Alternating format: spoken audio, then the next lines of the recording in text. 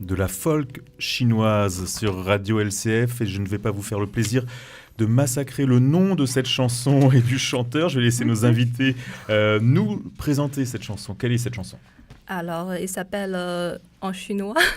En chinois. Okay. Allez, en chinois. An He Qiao. Ça vient d'un chanteur chinois, Song Dongye, qui s'appelle Song Dongye. Voilà. Ouais.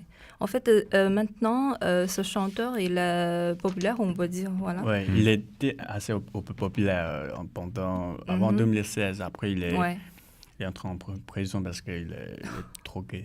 Et est-ce que c'est comme votre film, une tranche de vie racontée dans cette chanson ? Très, parce que son style de musique, c'est aussi un peu vers la vie. Surtout, il n'a pas beaucoup de budget chaque fois quand il est vraiment un point talent commun. C'est ça. Oui, il a vraiment un talent de musicien, mais le problème, c'est qu'il ne veut pas avoir trop de finances, commerce, qui pour lui, ça. Il veut être indépendant, comme vous. Un peu comme Un nous. peu rebelle. Un peu, un ouais. peu, C'est ça le problème, gilet. c'est qu'il veut être indépendant, mais en même temps, il a besoin d'argent. C'est pour ça qu'il Toujours. faut trouver une balance entre les deux. Et aussi sur ses paroles, si vous voyez les paroles, il raconte de l'histoire, mais par une moyen très poétique. Quoi. Ouais, ça, c'est pourquoi il y a plein de gens qui aiment bien son parole, son chanson. Sa poésie. Oui, très poésie. Ouais.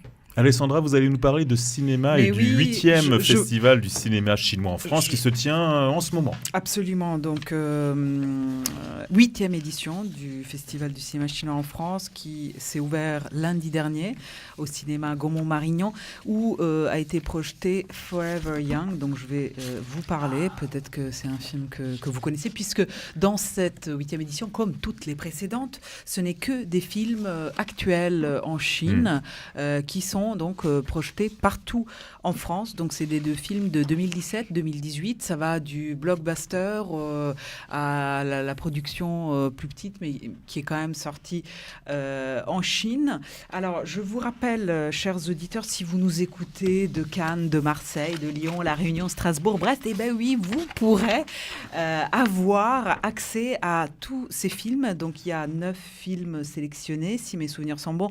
À Cannes, c'est du 4 juin au 15 juin, Marseille du 5 juin au 10 juin, Lyon 8 juin 10 juin, La Réunion 13 juin, on veut bien y aller. 19 juin, Strasbourg 13 juin 10 juillet, Brest 15 juin 22 juin et je vous ai pas dit l'essentiel, Paris, et ben ça a démarré et je pense que ça se termine début de semaine prochaine. En tout cas, ça dure jusqu'au 10 juillet dans toute la France. Absolument. Alors, attaquons tout de suite par Forever Young, qui est quand même le film un peu phare de cette édition. Apparemment, c'est l'un des 2 films qui ont fait revenir donc, dans les salles chinoises un public plus âgé qui n'avait plus l'habitude de les fréquenter. Et oui, pourquoi ? Alors, pourquoi, à votre avis, ce film fait revenir le public un peu moins jeune ? Et parce que ça parle de nostalgie vis-à-vis de la jeunesse. Voilà, tout l'enjeu est là. Donc, le premier film qui a fait revenir ce grand public, c'est Youth de Feng Xiaogang. On va en parler. Jeunesse, donc. Jeunesse, ouais. Oui, absolument. Voilà, absolument. Donc, ça, c'est sorti en décembre 2017, suivi donc quelques semaines plus tard de Forever Young. Et le point commun, comme je vous disais, entre les deux, étant dans cette nostalgie de la jeunesse. Donc, bénéficiant d'un excellent bouche à oreille, il a attiré jour après jour un public de plus en plus nombreux, devenant un vrai succès populaire. De nombreux acteurs très connus y figurent au générique. Donc, Chang Chen, corrigez-moi au niveau de la prononciation, Zhong Ziyi, Huang Xiaoming, Wong Li-hong. Donc, il s'agit du plus gros succès commercial en Chine de l'actrice Zhang Ziyi. Est-ce que ça vous parle, ces noms d'acteurs, même si vous avez quitté la Chine depuis quelques temps ? Donc, ça veut dire que vous suivez l'actualité cinématographique chinoise du moment, même si vous habitez en France. Ouais. On regarde quand même beaucoup. Toujours. Et vous pouvez regarder tout depuis ici, c'est-à-dire c'est accessible sur Internet ou vous avez des copains qui vous ramènent des DVD. Comment ça se passe ? Il y a des façons Ça dépend. différentes, ça dépend. Ouais, ça dépend. Il y a, par exemple, Pour les grosses productions, comment on fait ? Reproduction. les grandes productions qui ont un peu eu beaucoup de succès en Chine, est-ce que vous avez accès facilement à ces films? Oui, parce qu'en Chine, il y a des sites où on peut accéder, mais un peu comme la France, c'est VOD, voilà, on peut accéder. Oui, il faut payer. Et vous avez vu ce film? On a vu Youth, la jeunesse, d'accord. Et alors? Alors, moi je regarde sur le site, c'était Beijing, oui, c'était très bien. Parce que je sais que l'histoire, ça parle pendant la révolution culturelle en Chine. C'était... des années 80, ouais, il était sorti pendant la fête nationale l'année dernière, mais finalement, il était en retard. Presque fin d'année. C'est ça, il parle de décembre 2017. Oui, absolument. Donc, Parce que, c'était... Bon, en tout cas, on pourra aller voir tout ça. Alors, je rappelle qu'à Paris, il y a 2 spots pour voir ces films. C'est le Gaumont-Marignan et l'Action Christine. Excusez-moi, je ne retrouve plus... rue Christine mes repères, dans le 5e arrondissement. C'est dans le dossier de presse, chers auditeurs. Sinon, allez sur le site. Du 30 mai au 5 juin, c'est au Gaumont-Marignan. Et c'est à partir du 6 juin au Christine 21, donc rue Christine, dans le 6e arrondissement. Super. Merci, J'ai tout suivi. Pour toutes nous y serons ces pour Radio LCF. Oui, alors, que vous dire d'autre? Des grandes personnalités quand même président ce festival. Donc, l'ambassadeur du festival et le réalisateur et scénariste cette année, c'est Costa Gavras. Les invités d'honneur, l'actrice française Virginie Ledoyen, l'acteur chinois Liu Ye. Autre invité de marque beau présent. Gosse, je dois dire. C'est mon avis, mais vraiment pas mal. Mais oui. Enfin, très bon acteur, je veux dire. Il est célèbre en France parce qu'il est épousé avec une Française. Il est épousé avec une Française, d'accord. D'accord. Eh ben, elle a beaucoup de chance. Et puis, il y aura pour... Virginie Ledoyen n'est pas mal non plus. Absolument. Mais elle n'est pas mariée à un beau Chinois. C'est vrai. Et la réalisatrice chinoise Li Fanfang, donc elle était également présente lors de la projection en ouverture du film Forever Young. Alors, moi, j'aimerais vous faire écouter, parce que nous sommes partout, Radio LCF, donc nous avons couvert, grâce à Sabine Napierala, l'ouverture de ce festival, et elle s'est entretenue avec Jean-Chrétien Sibertin-Blanc, qui est le délégué général de ce festival, et il est présent donc, à ce festival depuis sa création. Il revient donc sur les différences entre faire du cinéma en Chine, faire du cinéma en France, et notamment, je pense que ça va vous parler autour du métier de producteur. Donc, la nature du cinéma a changé.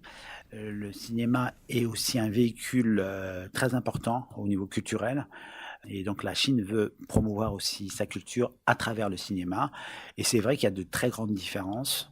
Par exemple, quand on essaie de faire des projets communs, comme une coproduction, c'est assez, comment dirais-je, on a des conceptions différentes. Les Français et les Chinois ont des conceptions différentes du cinéma. Il faut toujours penser d'abord à quel public on s'adresse prioritairement. À part peut-être la production du film de Jean-Jacques Hano, Le Dernier Loup, qui est une coproduction qui a fonctionné dans les 2 pays.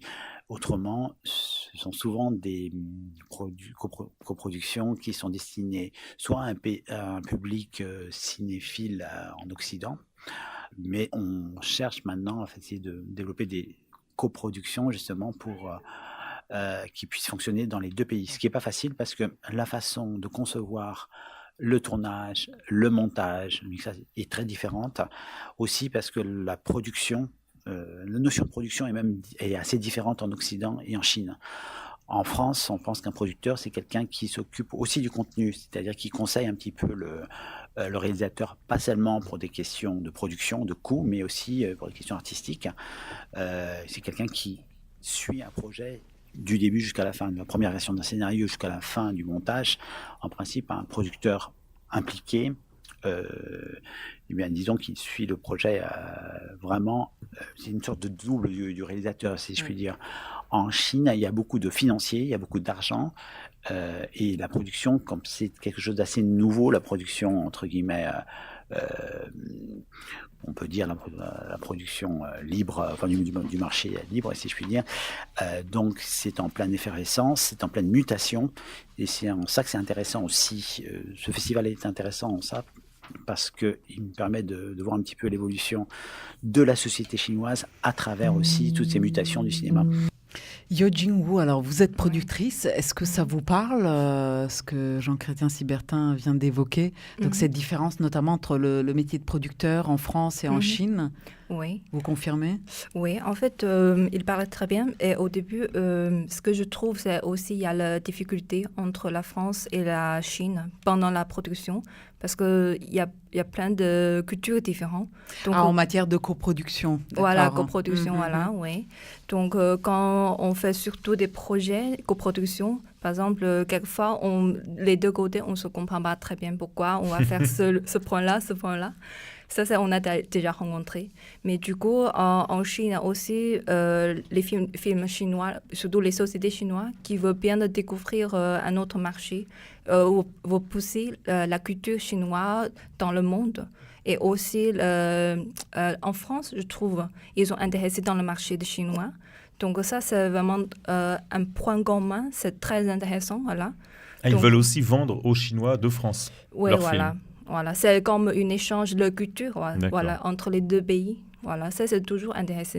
Et vous êtes plutôt une productrice intrusive active auprès du réalisateur, ou vous restez à une autre place, plus discrète? En fait, pour moi, plutôt, j'aime bien de travailler dans la coproduction franco-chinoise. Voilà. Ça, c'est mon direction aussi. C'est-à-dire, comment ça marche? Ça, c'est un peu... Ça dépend, voilà. Parce que, comme je dis, il y a plein de points différents, les difficultés. Mais du coup, il faut trouver un point commun entre les deux pays, surtout dans les projets ou même pour les audiences, tout ça, voilà. Si on trouvait ce point commun, c'est vraiment très facile. Et faire un pont entre les deux cultures. Plutôt comme un pont, voilà. Il faut bien choisir le scénario, quoi. C'est pour ça que pour le réalisateur ça qui puisse fait plaire aux deux pays, aux deux cultures. Comme ma position. C'est ça. Mais du coup, vous allez découvrir aussi quel va être l'accueil de votre court-métrage en Chine. Est-ce que vraiment ça va rentrer dans les codes, peut-être auprès d'un certain public, certainement? Est-ce qu'en fait, la Chine aussi commence et évolue beaucoup dans ce sens? C'est-à-dire, évidemment, les blockbusters sont toujours les films qui sont en tête d'affiche et qui ont toujours le plus de succès. Parce que d'après ce que j'ai compris, en Chine, aller au cinéma, c'est une vraie expérience souvent familiale, où on y va avec les parents, les grands-parents. Donc souvent, c'est des sujets très fédérateurs, les sujets qui fonctionnent. Ça coûte cher d'aller au cinéma, donc c'est une vraie dépense. Oui. Et j'ai l'impression qu'on va moins, comme nous ici à Paris, voir le petit film intimiste qui nous fait pleurer à la fin. J'ai l'impression qu'on va au cinéma plus se changer les idées, sortir du quotidien, que pour plonger encore plus. Voilà, exactement. Vous venez de le dire. Ouais, mais du coup, en ce moment, je trouve la Chine s'est déjà ouvert la porte plus large, parce qu'au début, on pense qu'en Chine, ça marche juste bien les films commerce, blockbuster, voilà. Mais du coup, je pense, surtout pendant ces années, les 3 années récentes, je pense, il y a d'autres réalisateurs chinois qui sont très bien. C'est comme films d'auteur aussi. Par exemple, il y a un réalisateur qui s'appelle Pican. Voilà. Et il a sorti son premier long métrage, c'est Kylie Blues. Je ne sais pas, vous le savez ou pas. Je pense qu'il a déjà sorti en France aussi. Ça, c'est un film d'auteur, mais ça a déjà gagné le prix aussi. Ça marche très bien, je pense, en Chine. Et puis, je voudrais quand même juste rappeler que sélectionné donc, à la Palme d'Or, bon, il n'a pas gagné, mais cette année à Cannes, il y avait Zhao Zhangke avec Les Éternels. Donc, je dirais que ça, c'est plutôt dans cette lignée-là. Oui, c'est ça. C'est l'autre. C'est l'autre. C'est un documentaire, je pense. D'accord. Enfin, voilà. Donc, effectivement, on va vers aussi une ouverture vers ce type d'image, ce type de film. Est-ce qu'on n'irait pas en balade musicale en Chine avec votre sélection, Alessandra, je crois? Mais oui, c'est Restoration Project, grâce à nos jeunes qui partent. Plus jeunes que nous. Plus jeunes que nous, qui partent, qui reviennent avec plein de choses dans leurs valises, dont de la très très bonne musique chinoise. Donc Shanghai Restoration Project avec AlphaGo.